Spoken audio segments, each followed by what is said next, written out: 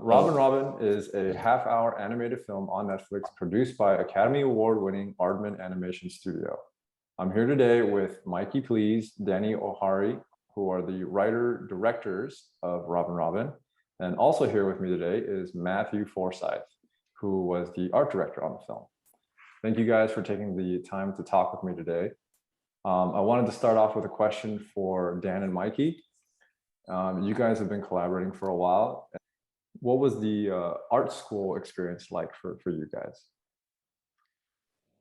The art school, so the Royal College of Art was an amazing kind of opportunity, I think, for both of us to make our first kind of properly independent short films with a semi-studio setting, which they have there. You know, they have great facilities, and the animation course at the RCA at the time was not very technically orientated. It was more about kind of finding your voice as an artist, and quite a lot of emphasis on writing as well. And I think one of the kind of strongest things that certainly I got out of that experience was the sense of a peer group, that you just had so many people you could learn from, and also so many people you wanted to impress. Like, there was such an amazing sense of like, I want to do something good to not embarrass myself amongst these other people I really, really respect. And because you're all doing something similar, it's really, really, really encouraging. And I think because as I mentioned, both of the courses that Dan and I did in our undergraduate weren't specifically animation. We were always just sort of out on our own limb, and there was no sense of like, it was just cool, you know, it was just cool to play around in this medium, but actually being surrounded by very talented peers, it does help drive you forward. So yeah, I'd always recommend having that experience for people, because there's an amazing bubble in which you get to play and not have those kind of external world pressures as much. I mean, obviously they're still there, you're still having to live and do things, but that opportunity to like find your voice in a bubble but surrounded by your talented peers is amazing. Is it safe to say sort of you guys were the two animators that sort of found each other? Well, I think that might have been the case, but actually before the RCA, like when we did our degree course, which was at Wimbledon College of Art, which was I guess like we started that about 3 or 4 years before we started at the Royal College of Art, and that's where we first met. That was definitely, it felt, for me anyway, it was definitely the case. Like, I'd gone there and I'd really loved making animations myself at home and stuff before I went to uni, and but I was actually studying a course that didn't have animation or filmmaking at the heart of it. It was kind of set design for theatre and film and TV, and I really kind of wanted to tell stories and sort of go beyond kind of, it was very model making based course where you'd make these kind of models of sets that you could make for real, and I remember coming across a poster that Mikey had put up, where I didn't know him at the time, and it was like he was looking for like model makers on a short film he was making there. I remember thinking, whoa, this looks really, really good. Like, this is, I can't remember the exact post now. It was probably just a drawing of an old lady, because I think that film was about an old lady, but I remember thinking, that looks amazing. And I sort of started working on that project with you, and I got really excited by what Mikey was doing, which was just kind of off his own back making a short film there. And there was a kind of little space that was really kind of, it's kind of hidden and no one used it at all. It was completely abandoned, but it was this little space where you could make films, stop motion films, and Mikey had set up there and was making this film, and that really inspired me to kind of go beyond what was being taught at the college, and think sort of beyond the very much like the kind of university mindset, which was amongst my sort of peers on the course, was kind of thinking about the course and what, you know, oh, we've got to do this presentation and then meeting Mikey and seeing that it was like he was focusing on like, I want to make a film that could get into some festivals and sort of live beyond that. It was really exciting to sort of aim that high when you're doing a degree course. So that's definitely how and then the following year, I think once Mikey, you'd left, was it when you left? I set up in that room, so I was the year below Mikey, and made my own first film there. That's I think, you know, like kind of how we first met each other. And that's great. So can you walk me through a little bit of how you went from doing student films to going into business together? How that transition happened? Yeah, so after we finished Marilyn Miller, we set up this studio, which initially was just to sort of share equipment, but what we found was the greater asset we were sharing was our ideas for various projects, and so we quickly started kind of working with each other on our kind of commissioned projects, but also developing these harebrained schemes for longer form ideas. So we started working on a graphic novel and ideas for longer series, and one of those little gems that we started to nurture was the idea for Robin. And after kind of that initial idea of it coming about, we then spent many years refining it and talking to people about it before we felt it was sort of at the level that we could professionally take it out and pitch it to people.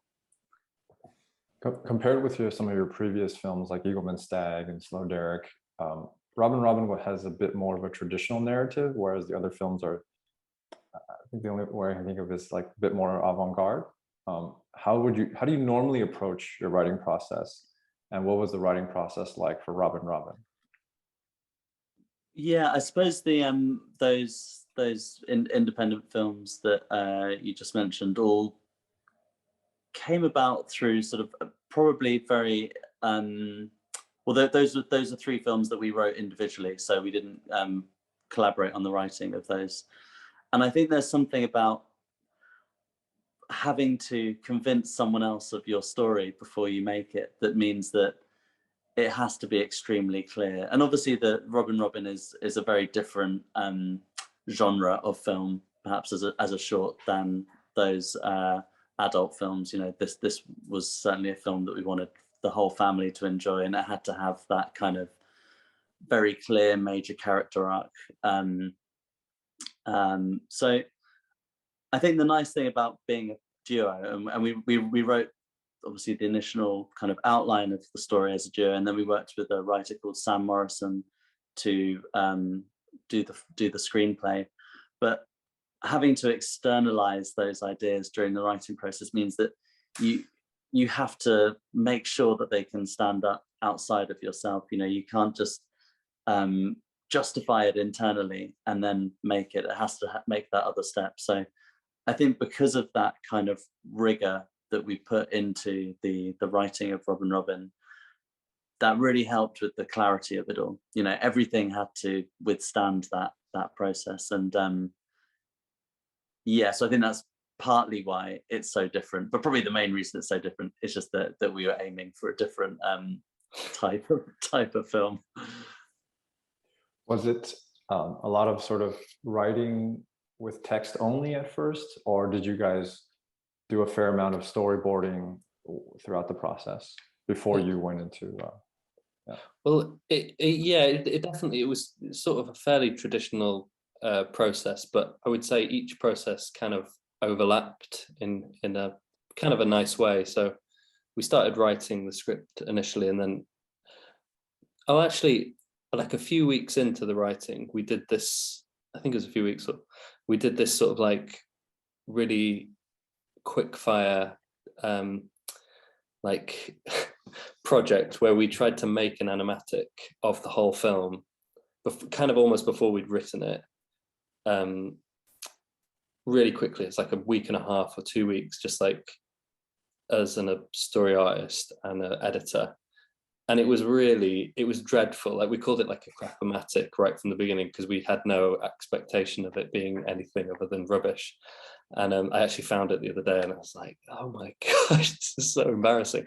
But what it did do is it just pushed you really ahead of the process to kind of visualize the world and just sort of think about it as a real thing, and focus in on certain scenes. And out of that came the idea of the mice needing, at that point, Robin and the mice didn't have anything in their lifestyle to sort of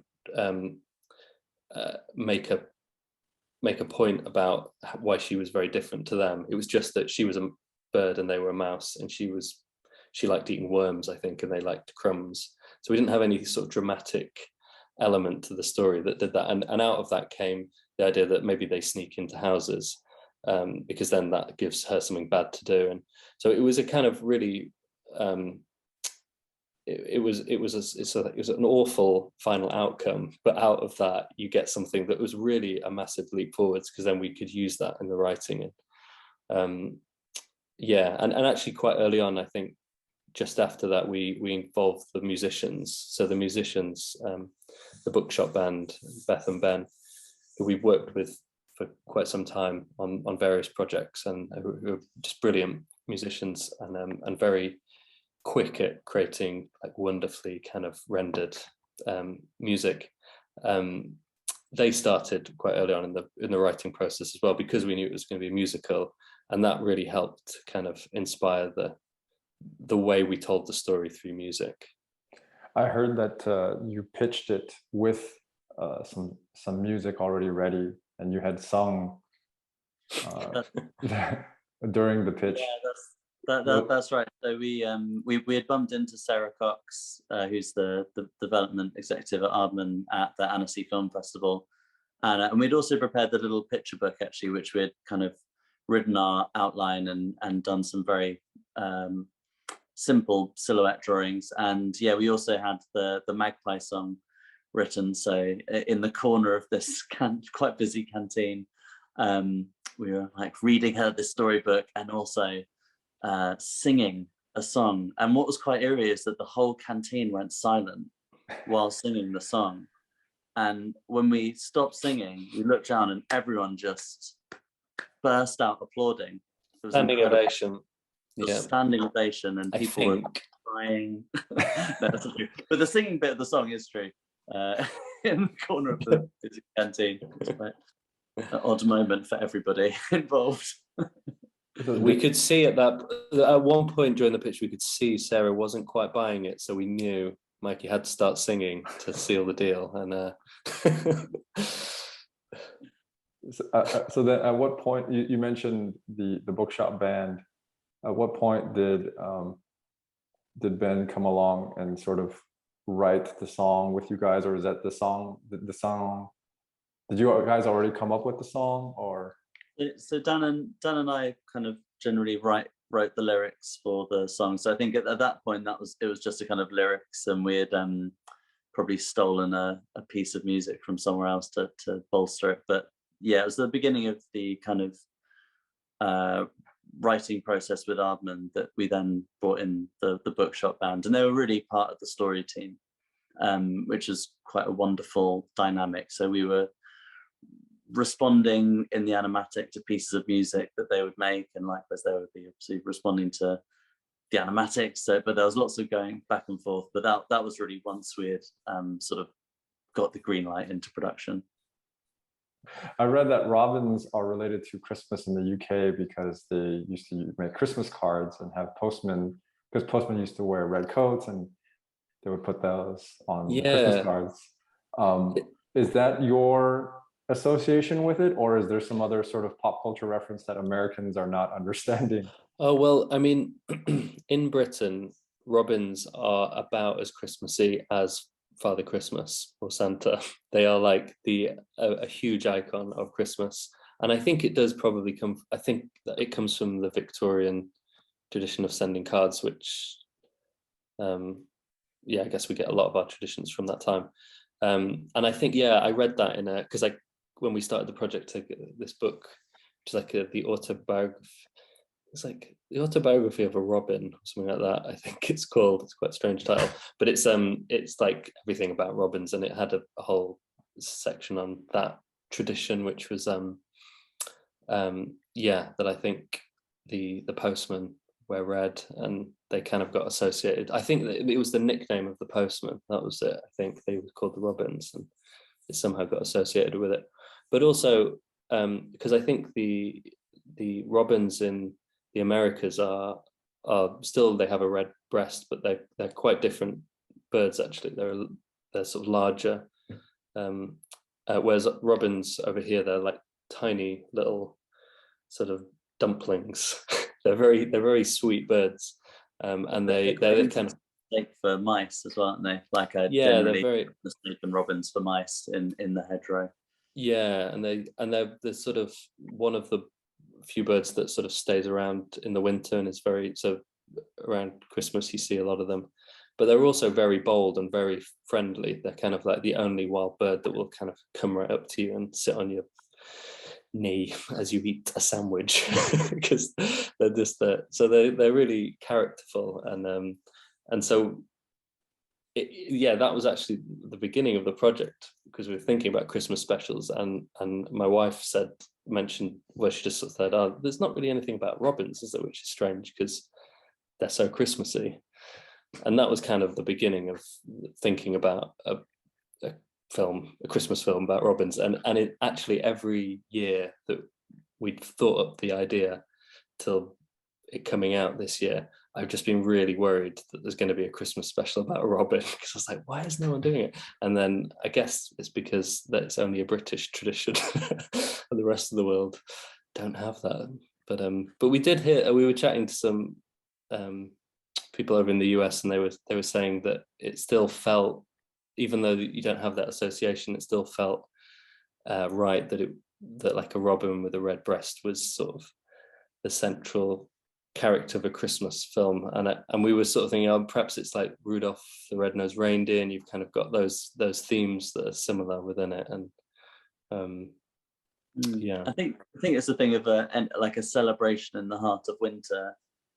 As a color palette, you have that little warm flame, or that small little bright spark in the middle of an otherwise cold landscape, and that's what Christmas is, and that's what the pagan festivals are these little balls of something warm and bright in the middle of the darkest part of the year. So that is probably why that robin symbology feels right globally, even though it is just a British tradition. It's easy to recognize it as having a sort of a natural resonance as a Christmas winter symbol.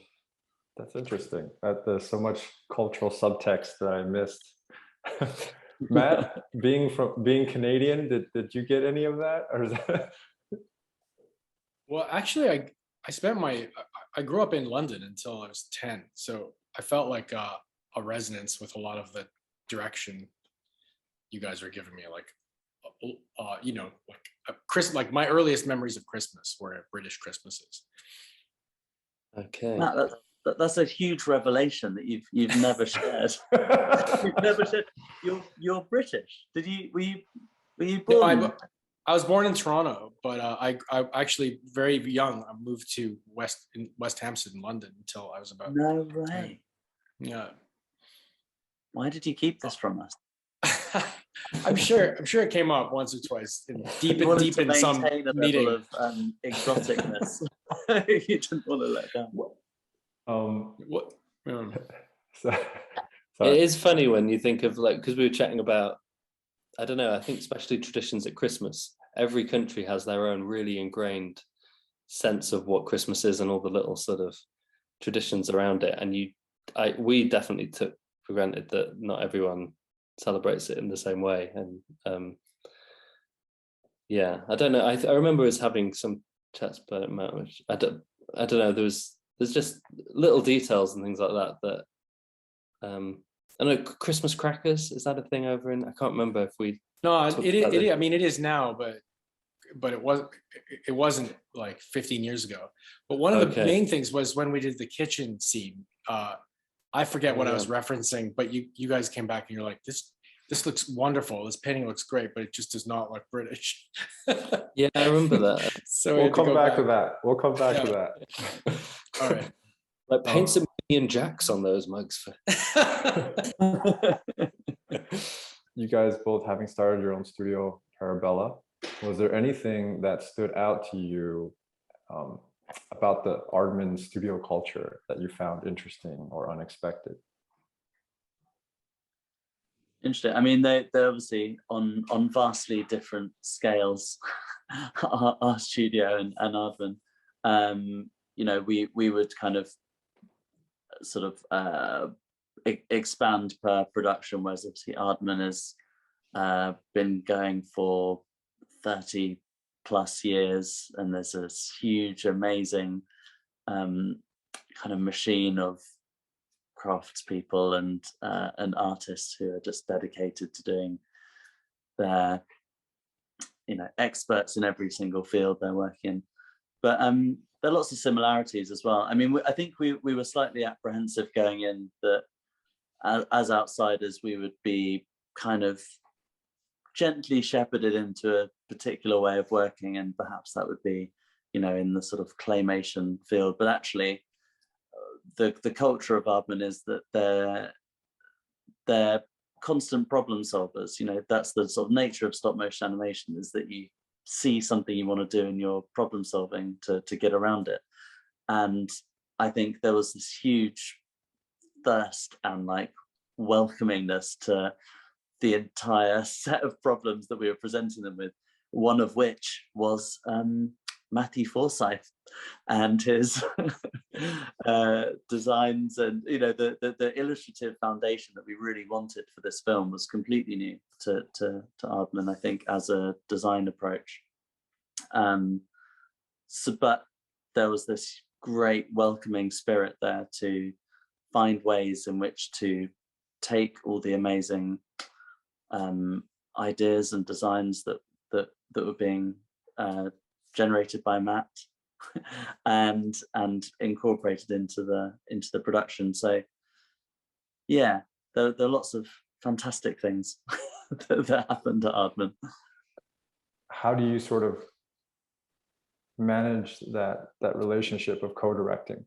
Depends on what sort of stage of the project it was at. I mean, early on, like in the writing process, we're very much just sort of sitting in a room together, talking over every point of it.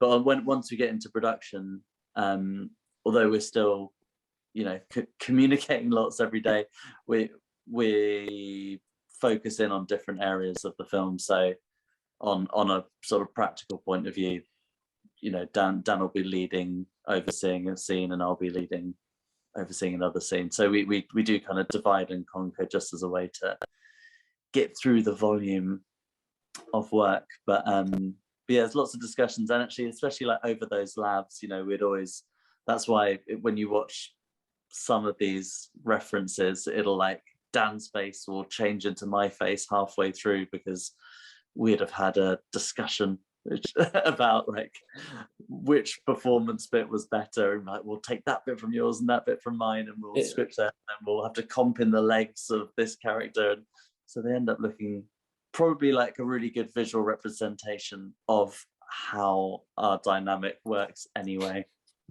Because these sort of weird collages of different parts of our brains smushed together in an awkward.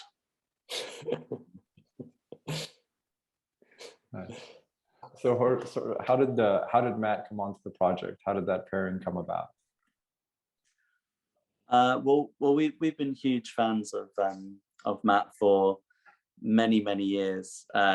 In fact, I found the small very first purchase of Matt's artwork, which must be nearly, there's a date on it? No, there's no date on it, but it's probably about 10, maybe not quite 10 years old. But yeah, so I think we just wrote to you, didn't we, Matt, and begged you to join us on this journey. Is that right?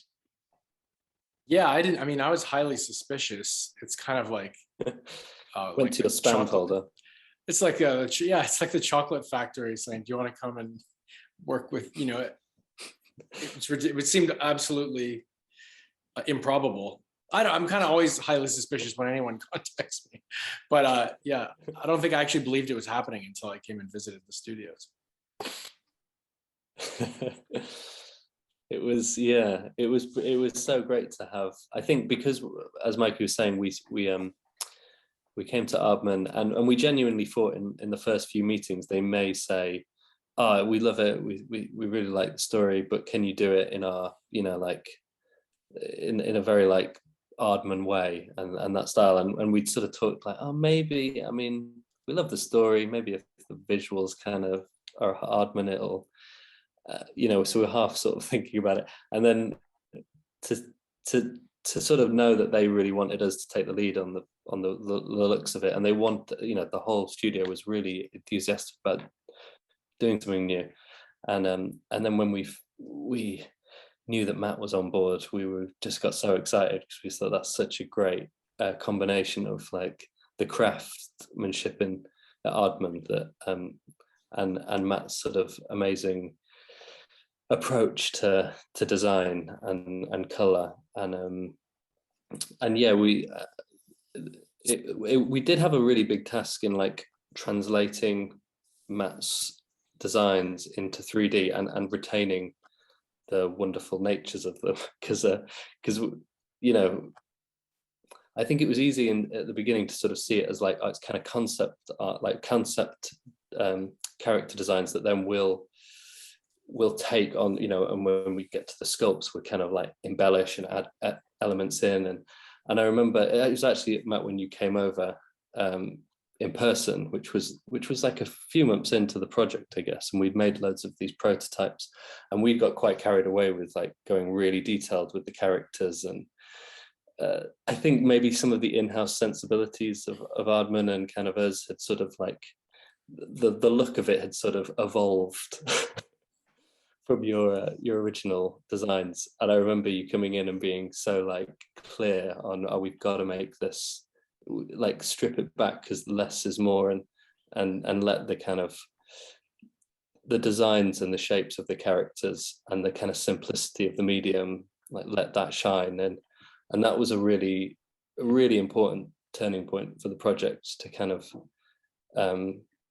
step back from all the enthusiasm of like the craft that was at our disposal at Aardman and all these, you know, we could sort of make a character with every single feather hand cut out of felt and had this like beautiful movement to it, but it was quite like baroque and lavish, and it really didn't suit the character or the world. And a big part of that was why we were fighting Matt's sort of like sort of real stance on like keep it simple, and was because we just couldn't figure out the mechanics of how you make these like really clean character designs like move in a way we wanted to, because the needle felt was really rigid and it didn't work.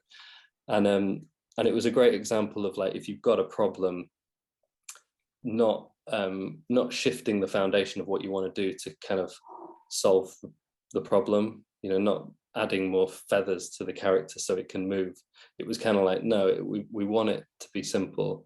How do we problem solve this? And we kept on going and going, and the puppet department almost went mad, but we kind of figured out with each character how to retain Matt's design and that approach, and still use the medium, which was in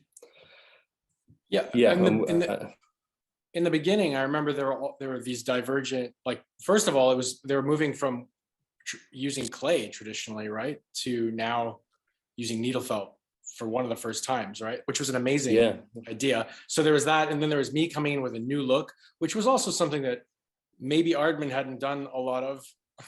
Like very well, their look is very well established, and so it was like all these oceans meeting at once, and it was a kind of exciting time. But I can see it must have been, I mean, I was only there for a week or two, but it must have been super challenging.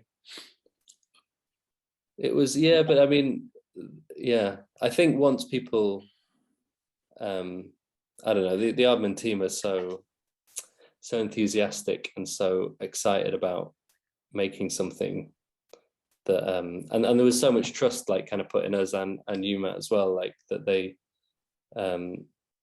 once they figured out the kind of practical sides of how we would sort of translate your work into 3D, I think everyone was super excited about that approach. I think I remembered us working towards that first test, which was a shot very similar to Robin dancing along the log when she goes over the stream, and that was kind of the first time that we'd seen all of these elements together, like all of the foliage that you designed and the kind of the composition that I think you'd done a lot of work to do, like the color gradations of going from cold light of the forest to the warmer light of the city in the distance, and the character design all together.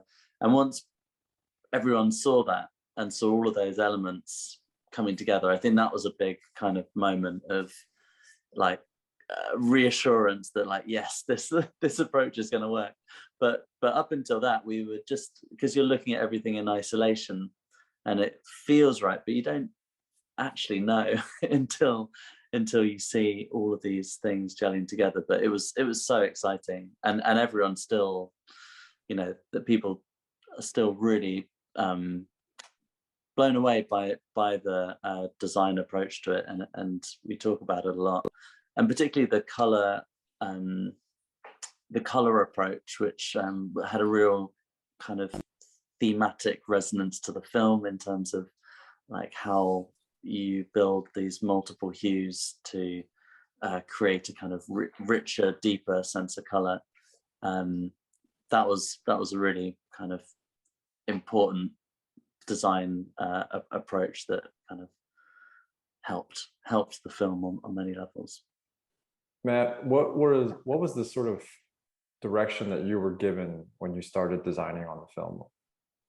It was early. It was to concept art. So you guys gave me carte blanche. You gave me your early some of Briony Smith's drawings and some of your drawings and maquettes, and you were kind of like, do whatever you want, but you know, this is sort of what we're working with so far. And so I remember there was a 2 or 3 week period where I was just drawing anything, and it was kind of like those drawings, when I look back, they're just like all over the place. And then you quickly honed in on a few directions that you liked. But yeah, and actually one of the great things, someone was talking recently on online about you don't get a lot of opportunities in animation to just do moments, but you guys were like, no, just pick some moments that you like from the film and paint those as scenes. And I had so much fun, like just imagining these moments in the film. Some were like super directed, and some were like just like, I remember the cat meeting the robin. It didn't even make it in the final, but I loved doing that painting. And it was just like get an opportunity to do moments in the film. And I thought, even if you didn't use the shot, you would use elements like foliage or like cans or something. And it's something that actually doesn't happen very much in other animated projects, where, you know, artists are allowed to just do a moment like that. And I think it's so useful. Because yeah, there's so much that you did take from it, and that you could take from it too. Yeah, they were brilliant because they were like little insights into the story as well, which I think, because all of these processes were going at once and the story was being written and rewritten at the same time, having those little windows into the story and the world were kind of more than just visual designs to help the art department. They were kind of windows into the world, and you could kind of get a feel for it more. So, and they sort of throughout the project, you know, they'd be used kind of, you know, when we had crew screenings of the reels each week, they'd be putting your concept art as headers, which are like, just because they were kind of, they held a real like sense of the atmosphere and the story in the film. And obviously, yeah, we put some of those at the end of the film as well. So like, they just, you know, they were such a big part of the storytelling, of figuring out the story for us, you know, the backdrop of that. The photographer would be like, oh, we'll use the lighting from this painting or something, or he'd bounce off a painting and do his own thing.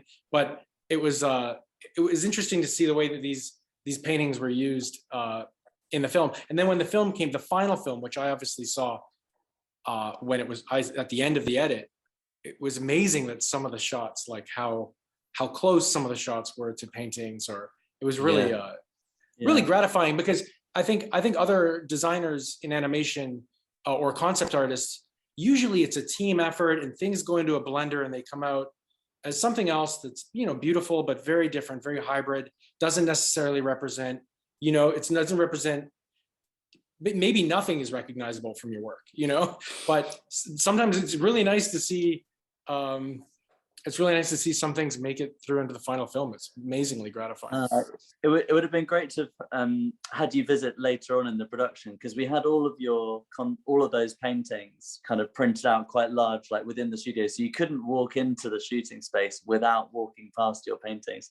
So they were always like in the mind of everyone there. And I think what was kind of great about the fact that those concepts, I mean, not only like does just your natural process have such a kind of gravitas to it, I think, as they're, you know, they really are works of art, but they the fact that they're not like technical guides, you know, they're not exactly storyboards from the film. They are, as Dan said, they're like windows into the world. So where we have storyboards which are like, they're constantly changing, and you know, we like chop them up and we brutalize them, you know, in a way, because they have to be very practical tools. Those concepts did like sort of hold the spirit of the film, and I think they were really inspiring. Well, they definitely were for the whole crew, as you point out, for the lighting particularly, but also the set dressers, the model makers, you know, everyone had these references to kind of constantly remind them of what we were hoping to do.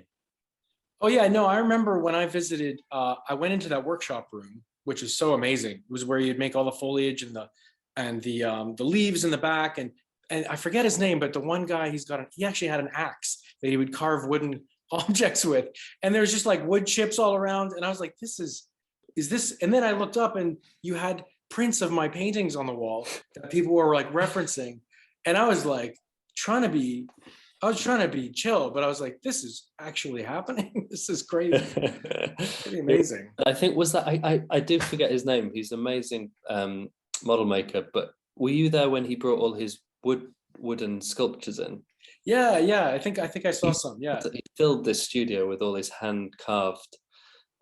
He's like, you know, in his spare time he's a wood carver, whittler, and I remember now. Go ahead. I just think, oh my, he filled this studio with the most amazing stuff that he made, and spoons, bowls, sculptures, and I think, yeah, that the idea was that we would look at some of those, and they did feed into the designs, and look at how someone carving, if everything's carved, you know, everything has a slight wonk to it, even if you're trying to make it perfect, it kind of it can't be, because it's hand rendered. And yeah, I'm glad that you got to see that alongside your work. I also remember that one day I was there, the UK Netflix executives were coming through, and someone said, or someone just whisked by and said, oh, maybe we should clean up here, because there's all these wood chips and axes. It was just like, and I was like, no, like, this is amazing. Like, they're going to love this. Like, it's so cool. I mean, compared to, like, I worked at Cartoon Network, which was so quiet, and like everyone's just, you know, working on their computers, or, you know, this was like really you know, Santa's workshop. Yeah. It was funny, because I think that level of craft as well, which, and it goes back to your paintings, Matt, which, you know, because concept art and design like that, you know, predominantly I think it's done digitally, and that the reason for that is because then you can tweak it and you can go, oh, hey, let's do this, and actually, can we change that?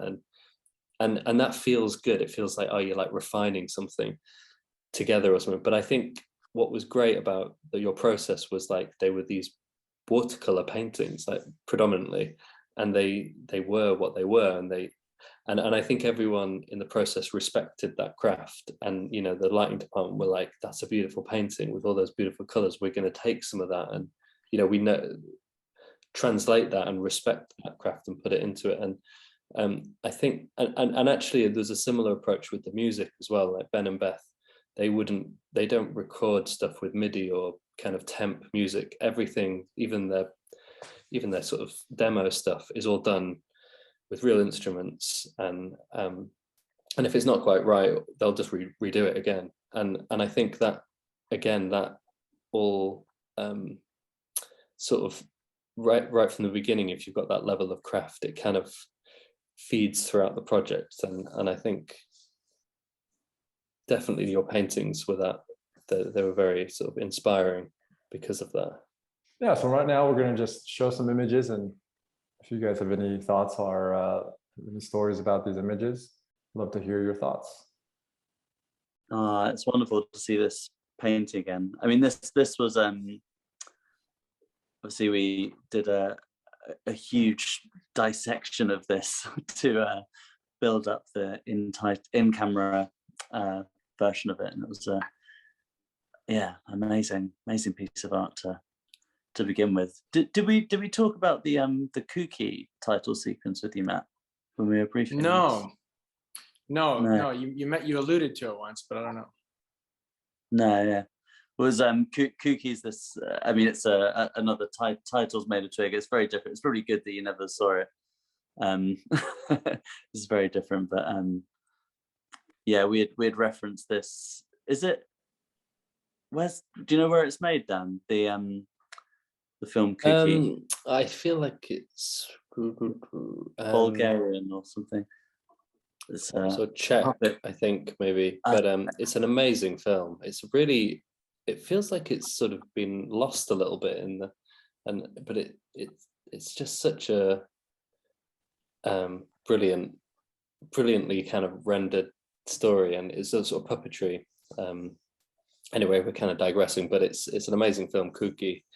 It was a little idea that we had, and we'd seen it ages ago, which was, I think their titles are like made, it's like silhouetted, so you can't really tell what it is, but there was like kind of time lapse of growing stuff or something, and we always loved it, and we thought we'd sort of take it to the next level with like actually seeing all the foliage growing, and yeah, you did a set of these paintings, right, Matt? There's like 3 of them. One for each season. Yeah, and yeah, they're exquisite. This is a really good example of like where the artwork that you gave us back was much better than what we had briefed, because I think what we had briefed was also that it was like going to be all integrated with like vines and things around it, but actually when we saw the clarity of that and the kind of the fact that it's floating in air and seemingly not attached to anything, that was kind of even more magical. So yeah, we definitely kind of took not only just the design approach, but also that kind of composition and the clearness of it into the final film. Matt, when you like draw this or like design it, do you have like lots of goes at it, or do you just sort of the sketch? Yeah, the sketch I'll do a lot of. Yeah, there's probably like 5 sketches, and then the sketch I'll like tweak a bit, maybe even on the computer, and then print that out before I trace it for the painting. But I try to keep it pretty loose. A lot of the color stuff is worked out, or like the bark and stuff is all worked out just as I'm painting. Yeah. Okay. Right. But everything, that's the whole process for all the stuff I did for the film. And actually I became really fast working on the film, because I would do like 2 or 3 paintings a day, or like, and I had this system that I look back and it's like, wow, I wish I could be that productive now. But I was making a lot of stuff. Like the Robin folder was like pretty big. But yeah, I would just do a bunch. I would do a bunch of maybe small sketches, and then scan it and then print it out a little bigger, and then keep refining the sketch until the proportions were right, and then I'd go to paint. Right. Okay. And the paint's always like loose and just like, I'm just broadly thinking about color, temperature, and I'm not really planning anything as much as I should probably. That's a nice mixture then. So you kind of make the plan in the sketch, but then let the sort of Yeah. experiment as you go with the color. I absolutely love this image, particularly the dad and baby Robin on screen right. That I feel like there's a whole kind of mini series just about that dynamic and just how sweet that is. It's beautiful, beautiful painting. Was this still being while this how far into the process were you on this, Matt? Like, this did you feels like already pretty know the late because yeah, this is pretty late because the dad's been established, Robin's semi-established. This is probably like 75% through the design. I remember Baby Robin was a little bit like you guys were like, oh yeah, we need a Baby Robin model. Yeah, it was yeah. We'd forgotten that she can't be grown up when she comes out of the egg. And this had to be done pretty quickly because that's the dad and Baby Robin teetering there are kind of, they look looser than I would normally like let go. But I think I probably had to I probably had to do it pretty quickly, and it works too because she's supposed to be a little off balance, so it kind of feels okay that it's not a finished painting.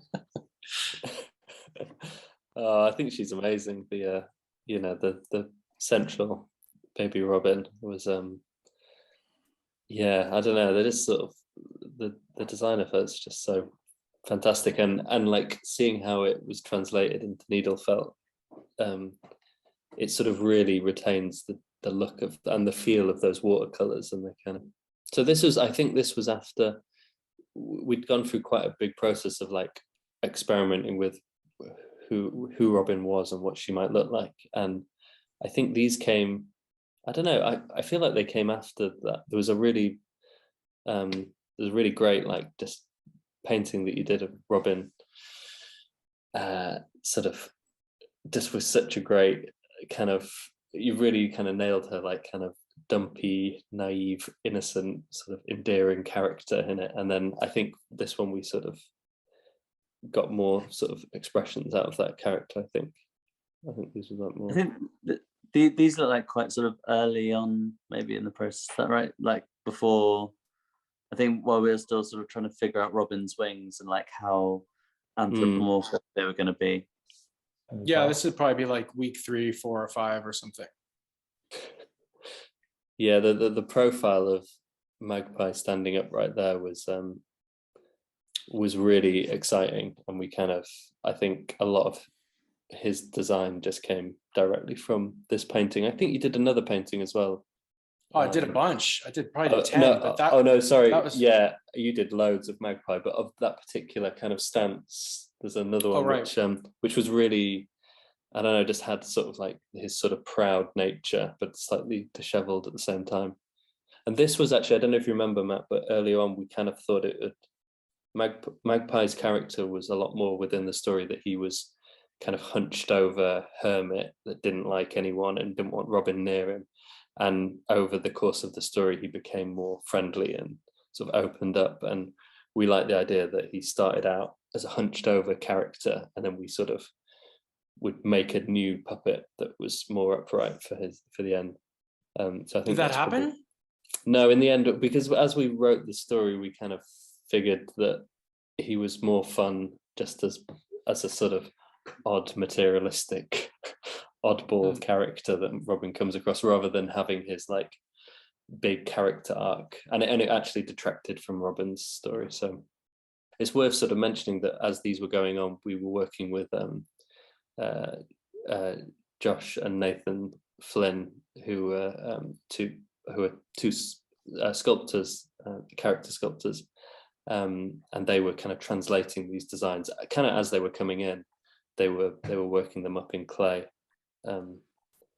They are also identical twins and the namesakes of the 2 identical mice, who are the Flynn twins in Robin, Flynn and Flynn. Little bit of trivia for you there. We should send Ben. We should send you some of those maquettes because they're amazing, and you guys were showing them to me in tandem, so I could like bounce off their ideas and back and forth it a bit. It was really, really cool. Yeah, and you do It was drawovers. really exciting. You do drawovers on the photographs we took of them as well, and so it's amazing to have that space to kind of, sort of bounce off each process. Magpie just looks amazing in that. It's just He's such an a great iconic character. silhouette.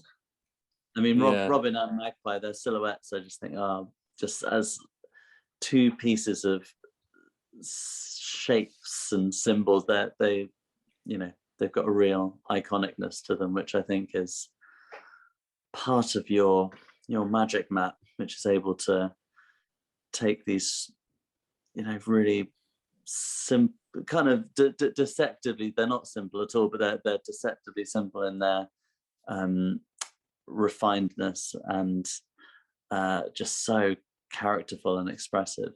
Yeah, seeing those scales together as well, and that deep color on the cat is just beautiful. Yeah, I love that. I love Matt's sort of mixtures of colors. At any point, did you guys think about sort of having various colors of felt overlapping each other?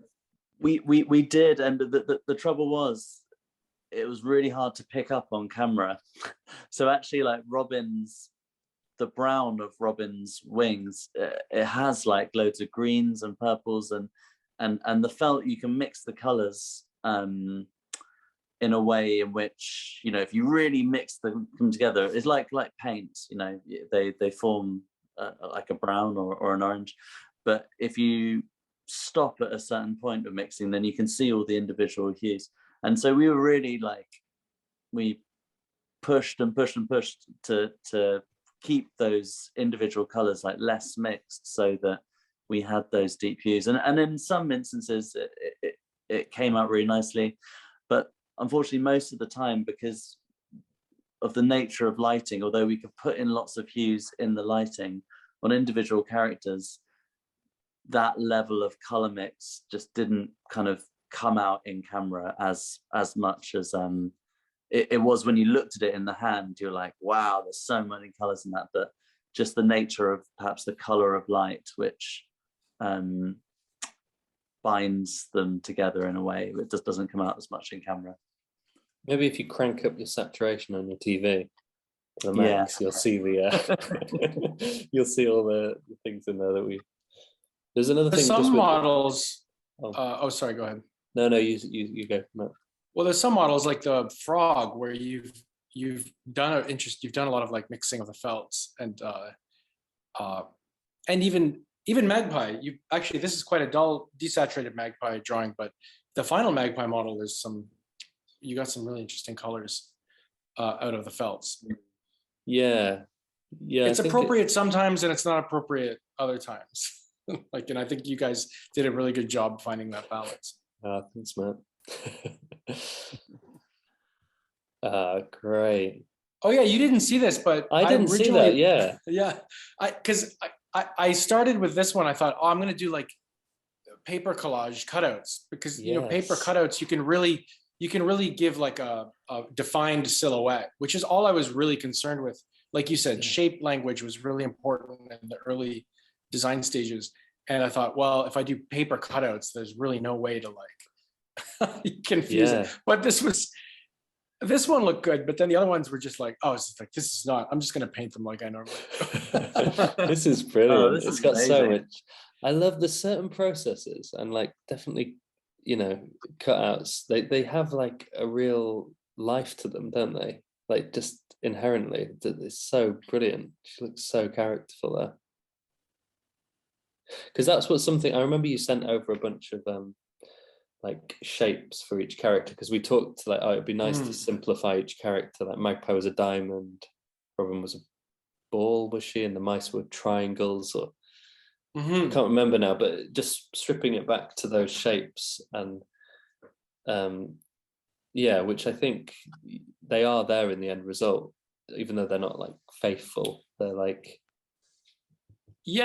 like the shape language was, I remember thinking, we could use this like universally on the production, but I think there were really good reasons that it didn't work out like that. But I definitely used it like if we look at Magpie's tree later, there's diamonds everywhere. I like this idea of diamonds being a metaphor for his materialism. And Yeah. like Robin, I know Mikey always was pulling us back to the ball shapedness of Robin. So it worked. And you know, that also like is the sort of cuddly nature of, like you said, the hearth of Christmas. You know, it worked out really metaphorically for me, that shape language. And then I think you guys were like, make these mice more triangular. And then it was like, okay, these are clearly, these have clear shapes that they're screaming to us. So let's really solidify them. Let's go all the way. So yeah, even like, like there's like diamond shaped windows all through the Magpie's house, or like the negative space around the branches. I would try to, you know, I'd make it a diamond if it was pushing that direction. And then I'd put triangular in the roots of the tree. I don't know if that made it into the final, but it was something that was there for sure in the early days. This was a shot, just as an aside, where I mean, you guys asked for the shed, but then when this appears in the film, I'm like, wow, this looks so much like the lighting and even the angle of the shot. I was like, wow, this looks very, very much like the painting. And it was, Yeah. We loved your shed, Matt. makes me very happy. It was quite funny that there was a whole very exciting scene for everyone involved, seen in a shed. That and the most exciting shot of the whole film is that exploding. This is so exquisite, Matt. I don't even know how you'd start to do that. Well, this was, I will say, like, this was like a Christmas tree is one of the most cliched images, you know, and the most over, like, so it's like, how can we approach this from a slightly different way that makes it feel different? And I think you guys had pushed for this sort of really like voluminous teardrop shaped Christmas tree, but I really wanted to like avoid the sort of typical colors you'd see on a Christmas tree. So we go from like a blue to like, some warm colors up top, and it doesn't really hit all the greens and reds that people expect. I mean, it works out in the end, but yeah, I just wanted to avoid any sort of cliche. I love the simplistic Robin and Magpie as well at the bottom there. This one made it into the credit sequence, didn't it? I think. Yeah, the snail never made it into the film. Never into film, but the artwork. One regret. Do you remember? This was originally supposed to be the entrance to the mouse home, but you guys were like, this is nothing like what we want. But and you're like, the egg is in a different place and we don't want a snail, but maybe you use some of the foliage somewhere. Oh yeah, I think again it probably just became part of the sort of the lore of, as in LORE, of the Robin world, having this image, that wasn't literally translated into the borough, but it was certainly that it was part of the jump off points for designing that world. This was like I can't remember if this was early on, Matt, or when it was, but it was part of, we kind of had the idea of sort of the prologue, beginning of the film, and we'd get these little vignettes of all the different creatures in the woods. And this is just, again, like, it feels like such a beautiful masterpiece to put within the production of a film for people to feed off and well, the action of this shot I stole from the storyboards, and it might have been a Mikey panel, or it might have been one of the storyboard artists. So I've always felt guilty about this. Someone else. I think it would have been. Oh, it would have been Clara. She boarded this. She's And then I just put the sort of foliage around. And anytime we could do like black water, Yeah. So again, all these like the colors within the snow, and the subtleties of those. There's so much that you can extract from these paintings, and I think composition. I mean, I think the tricky thing for you, Matt, and part of the reason why we focused in on making these like beautiful paintings that we extract all the wonderful things from, was we were figuring out so much as we were like working with you, but also scrapping whole scenes, you know, so there'd be like a whole scene going on somewhere and we go, oh, actually, we're not going to do that anymore. So, you know, compositionally, I guess this didn't, you know, this isn't like an actual shot from the film, but you'll see like the way that it's put together. It is in some of the shot, you know, in the dump. There's like the scene where the kids are chasing Robin through, you know, the snow fight sort of breaks out, and I remember, you know, like the set dresser having this painting and other ones like around as they're like setting it up to feed into the way we compose the image. Like, or a big influence, we were talking about our influences earlier, is like Ezra Keats's The Snowy Day. And in that book, the snow is never white. It's like every color in the rainbow, but it's not white. And I thought, I've always loved that. I love that it's so like nuanced and sophisticated, and it feels like light is just bouncing around everywhere. And living in Montreal, just surrounded by snow 8 months a year, it feels real. I remember when this one came in after the weekend, I mean, like, what is this? This is it's absolutely stunning. And it's got the crew favorite, wasn't it? Yeah, and I think it's like the attitude in the kids, which I remember we were like talking about all the kind of, we'd picked up like loads of these kind of like scruffy like gangs of kids like images and stuff like that, and just that had so much like they kind of all had a story just in their look and their stance, and the way that you fed this into this painting. Yeah, because it could have gone any different way. Like you could have asked for them all to be the same, you know, and then Robin could have contrasted. But you did say you wanted them to feel like a gang, or like a crew of different characters.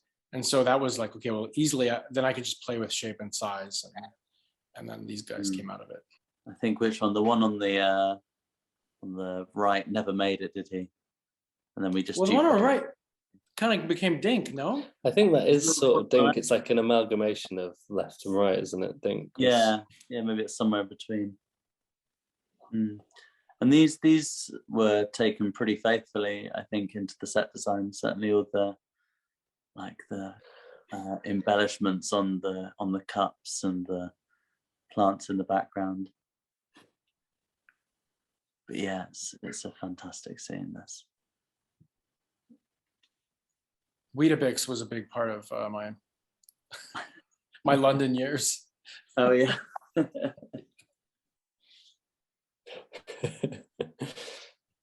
Yeah. So we were talking about this earlier, but yeah, I remember hopping off a phone call with you guys, and I did this very quickly. This was like a 2-hour painting from concept to finish, and I loved every second of working on it.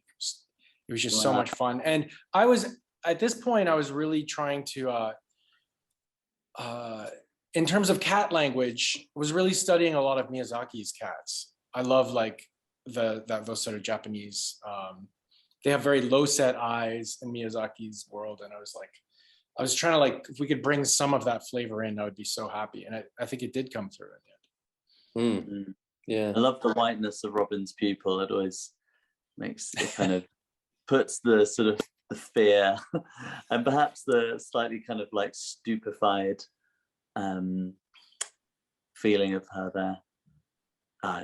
It's just stunning. I love the light as well behind the cat and the way that kind of brings out the silhouette.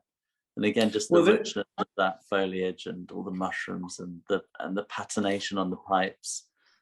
Man. This was something that Jose and I were talking about in terms of the color story. Was anytime we wanted to see the cat, we wanted to have warms and cools mixing to create a sense of confusion. It's something that we see in Pixar films a lot. Like they use color very like it tracks very closely. Like warm would be a happy scene and cold would be a sad, scary scene. And if you get both, then it's a little confusing.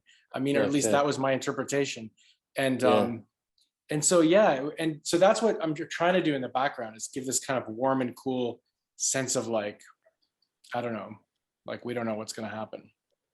And when you say like it took you a couple of hours to do this again, like is it the process? Do you like sketch it out and then work over it? Yeah. like in a light box and kind of work from, is that your process? Exactly. Yeah, exactly. Yeah. So yeah, I'll like sketch it and then maybe, I do usually a very, very refined sketch and then I'll lightbox that sketch onto a cleaner sketch, which I'll use for the painting. Okay, right. But there's usually pencil sketch in the painting. I'm not, some people lightbox the paint, so the pencils is not in it, but I don't mind it being all messy. Yeah, yeah. Oh yes, the shed. Yeah, so you again, really see those color gradients that made it into the final film. But again, I mean, it was one of those things that again was so apparent in real life when you looked at how the shed was painted. Again, I don't know if the variance and the richness of that kind of depth of color comes out in the final film. I know it sort of does in the overall approach to lighting, but just sort of like seeing all those purples and pinks and peaches within the wood there is. Well, that's the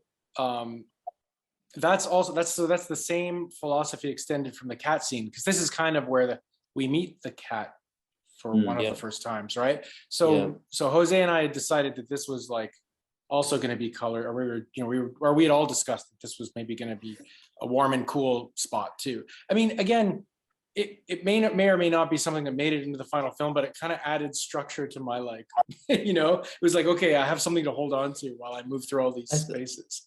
I think it did. I mean, definitely the color palette in the shed is, the predominant ones are like the cool moonlight, and then you've kind of got this weird orange light that comes from a torch and reflects around the room.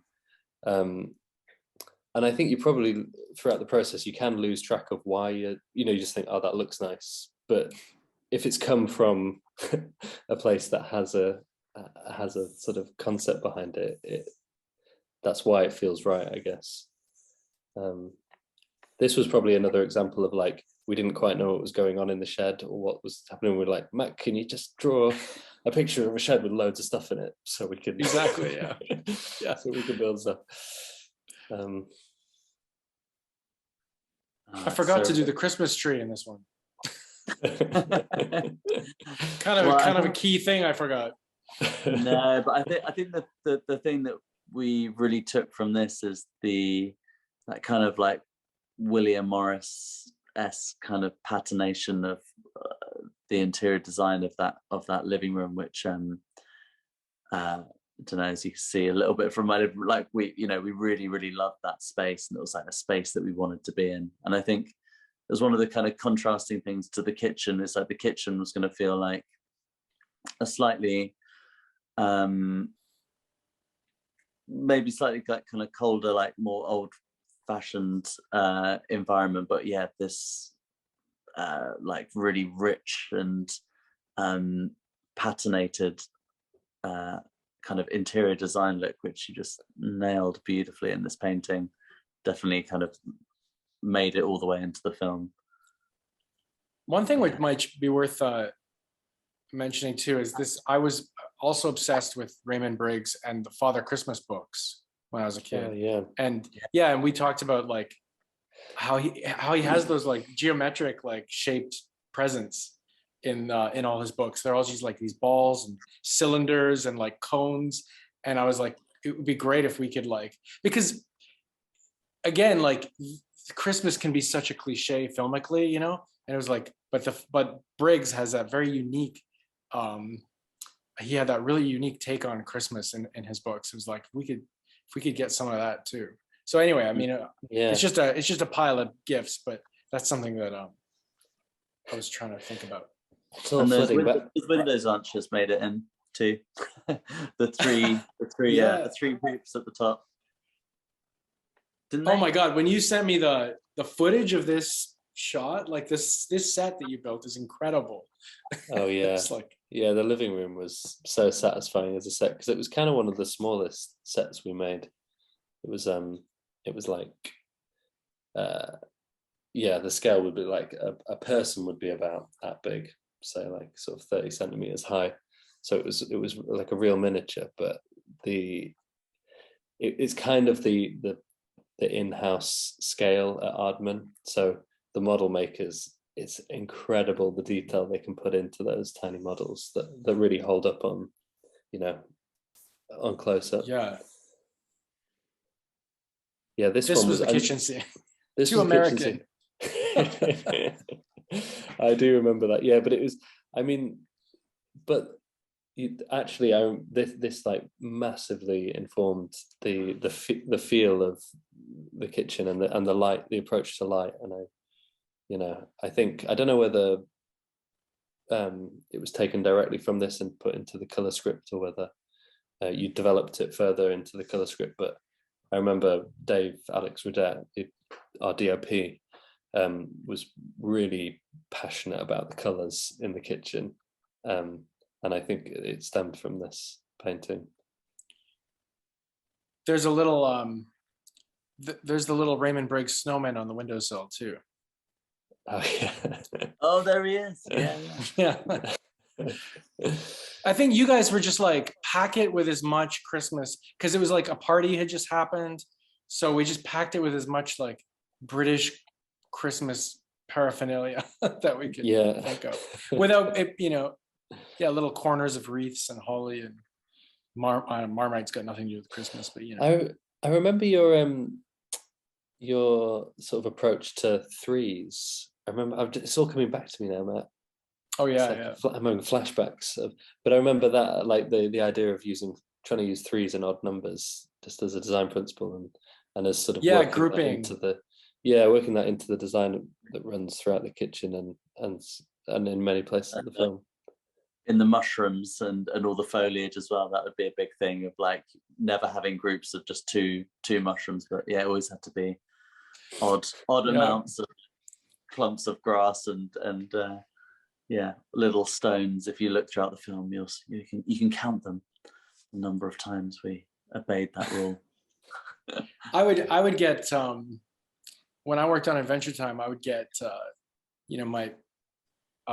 my wrist slapped if we had like any if we had twos of things, because the idea was that it flattened the characters, or it flattened the shot. So was always trying to group things and always trying to weight things and always trying to like make it feel more organic. One image. Wow. This was amazing, and actually I feel like your first painting of Magpie's tree, which was, again, we just go for it, sort of didn't really give much of a direction, was more of a kind of traditional Christmas tree, but he'd like fixed it up with twigs. It's really amazing quality to it, and not what we'd expected at all. And that definitely like fed into, then we were like, oh yeah, let's use that into like him patching up his tree, and the sort of entrance there is totally inspired by that kind of like first complete sort of experiment with it. Cool. And I think also because we had at this point obviously had the design of Magpie, so there was something nice about trying to echo Magpie's body shape in the overall like kind of like the angle of his back when he's hunched over, like he's sort of, it's like a pet and his owner, but it's like Magpie in his house marrying together. What an image. This was done very quickly, this shot, because it was one that you needed. Some of the paintings, I don't know if you remember, but you guys would be like, listen, Matt, we need that shot we asked for. We ask you for it every 3 days and you still haven't done it. But this was one where I was like, okay, I got to do this. But yeah. It's great. And there's sort of like lines in the bark behind them and stuff like that. That's those sort of patterns within it that were in both of these paintings, the art department, and they really went to town with interpreting those those lines in the tree. I don't know if you ever got to see the tree, and it's no, you didn't, did you, Matt? I guess you wouldn't have. But the finished tree itself was just mind-boggling. It was like looking at a three-dimensional Van Gogh painting that's just like so many like. It was like 15 feet high or something. It was an absolute massive sculpture. You know, It could all be taken apart, but they all the Oh, line wow. work and carved sort of like contours all perfectly matched up. And would you use that for just the interior or the exterior too? just the interior, and then there was a full scale exterior as well, which was like twice the size of the tree, but only the base. So like only the kind of bottom quarter. But yeah, the full interior of the tree was right from the bottom all the way up to where their hanging shoes were, which is what we eventually decided their sleeping arrangement would be. I do remember thinking like, okay, when I'm doing these, I'm just as much giving you a possible composition as giving you a set of textures that you could work with or that your team could work with, like, you know, so that the leaves don't feel too repetitive or flat. You've got, you know, that kind of thing. Did you guys get to do any animation on Robin Robin? We did, yeah, just sort of towards the end of the project when it kind of got to crunch time, and we were, you know, invariably what happens is you just kind of get more and more squeezed towards the end of that production, of any production.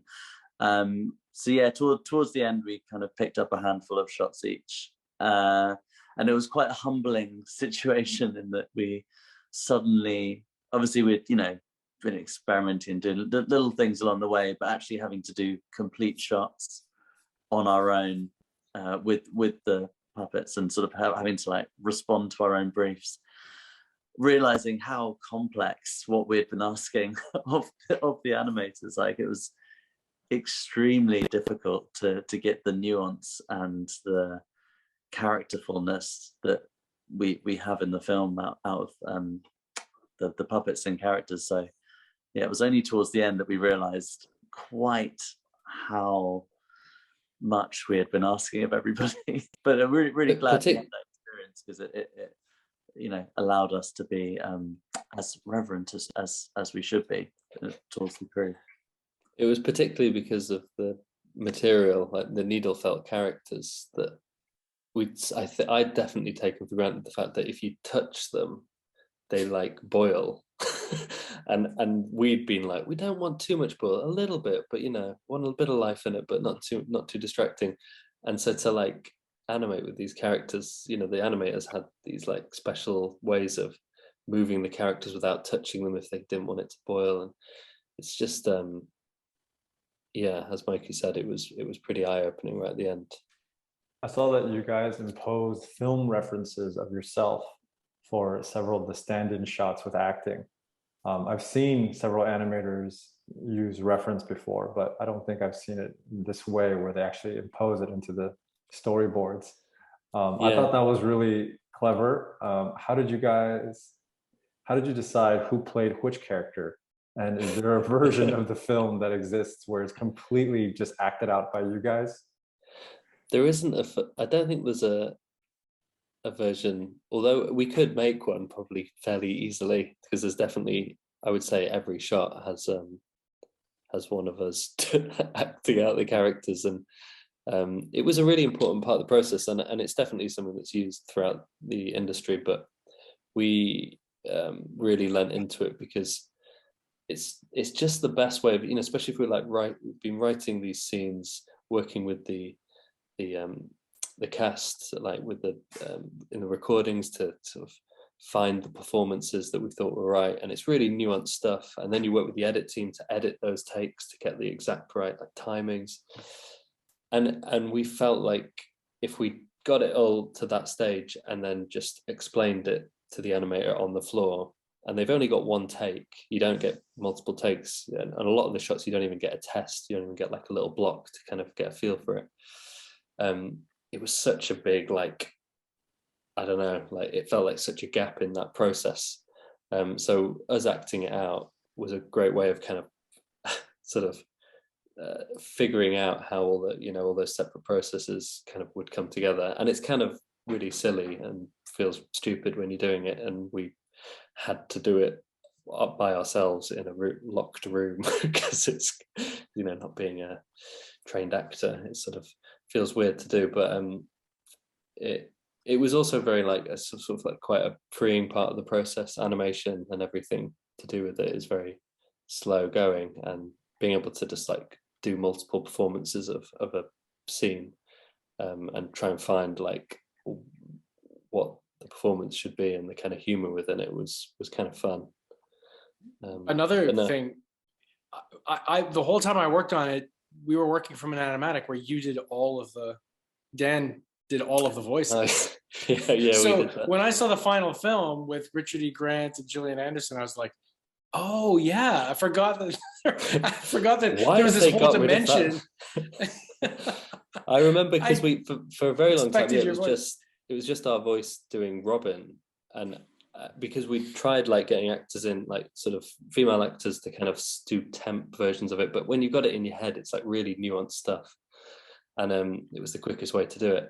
And I remember always thinking, why does everyone call Robin a boy? Like they're always saying he's doing this and that. It's like, we're making a film about like a tiny, female Robin. And then I realized, it's because there's two guys voicing that character throughout the whole thing.